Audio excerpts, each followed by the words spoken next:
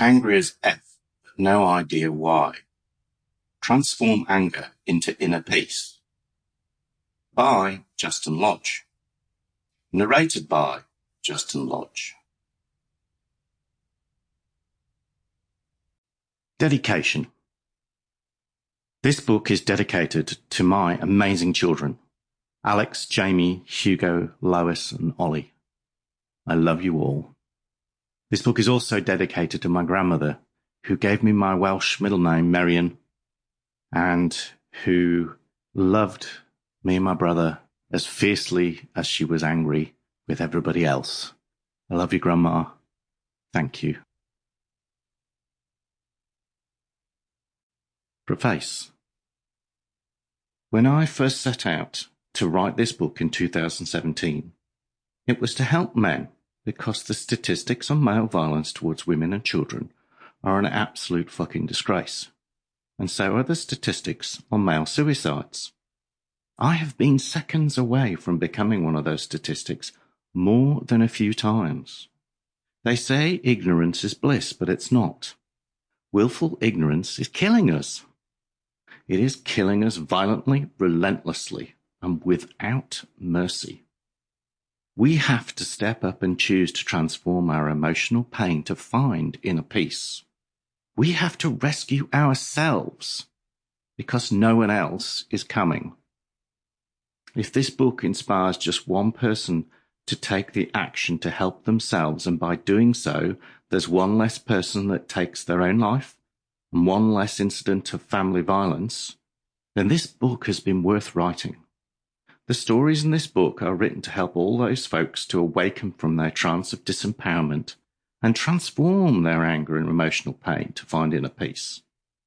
This book is for 3 types of people: angry women, angry men, and someone who has an angry person in their life and cares about them. Angry women.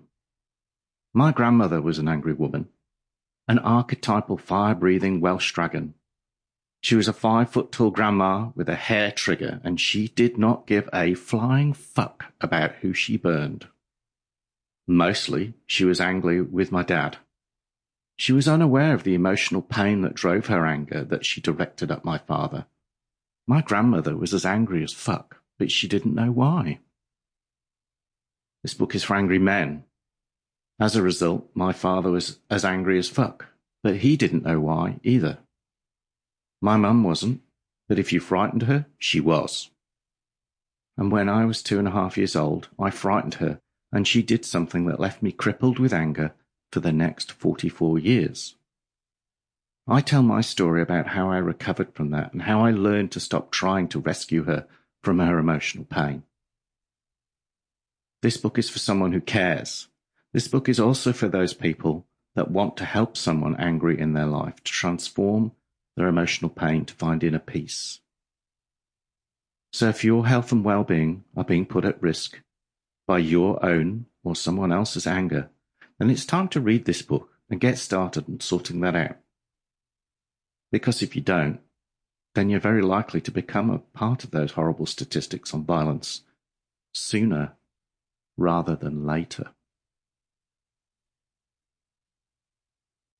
Introduction.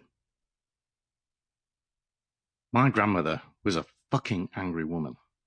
With anyone else apart from my brother and myself, she had a hair trigger and she burned them to ashes.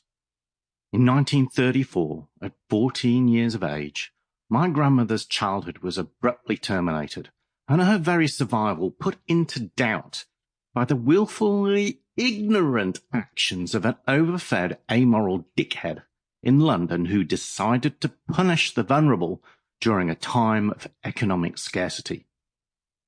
The following 14 years of her existence left her in so much emotional pain, she became as angry as fuck, and she had no idea why.